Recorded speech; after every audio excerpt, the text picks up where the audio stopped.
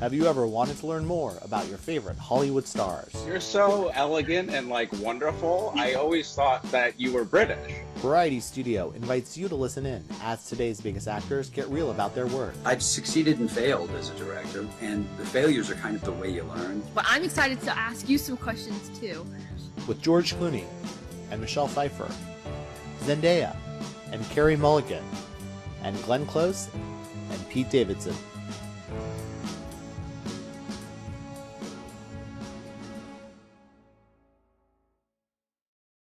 Welcome to Variety Studio, Actors on Actors.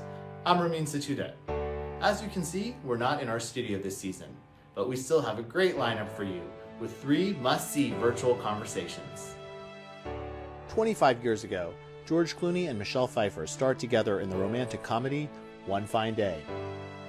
In his latest movie, The Midnight Sky, George Clooney is not only the director, but also appears on screen as a scientist dealing with a global disaster. Now, before it's too late. You understand? In French Exit, Michelle Pfeiffer stars as an American socialite who moves to Paris, with plans to die after her money runs out.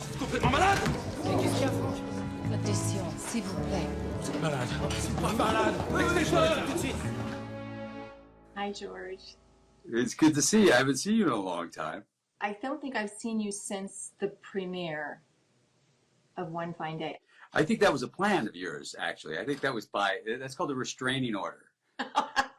You know, I was thinking about this. You were the last person I ever had to audition for One Fine Day. That was the last audition I ever did. It was a reading to see if we had chemistry. One Fine Day was my first studio film I'd ever done. Mm-hmm. And I was very nervous about coming in and sort of reading through it with you. And it's funny because, you know, now people look at that film and they like it. And they were really tough on us at the time. Really tough. In fact, I think we got a 50 rating on Rotten Tomatoes.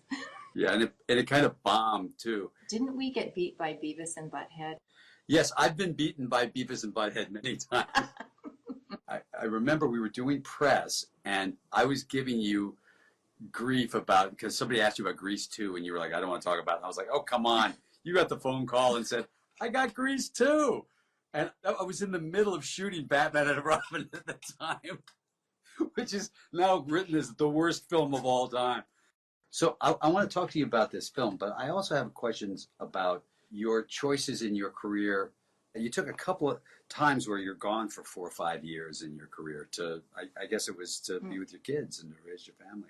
In those periods of time, the times that you took off, did you miss working as an actress, or were you just really happy being home? You know, I didn't, honestly, not for the longest time. And it was my children who actually said to me one day, Mom, are you ever going back to work?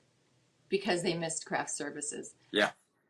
I think I also realized when we started talking about college for my daughter, and I started seeing the writing on the wall, and I thought, oh, you know, this is going to be tough for me. This empty nest thing is real, and I better sort of get my toe back in. And I started doing smaller things. I think the first thing, I did I Could Never Be Your Woman. Then I think I did Stardust in there somewhere, but I was just sort of, you know, testing the waters. How was it coming back to work? Was it like riding a bike? No. I felt rusty. You did? I did, yeah. But I think in some ways it was good, because I think the longer you do it, the more you're apt to sort of,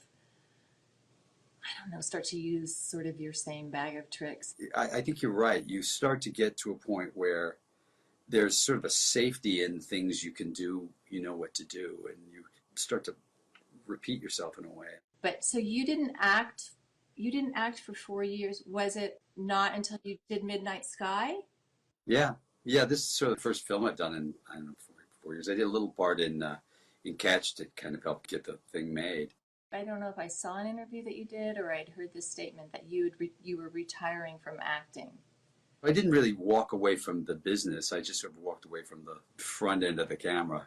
I really wanted to focus on other parts of my career. I wanted to focus on other elements of the industry because I didn't want to worry about what some casting director or director thought about me at 60 years old, which I'm going to be this year.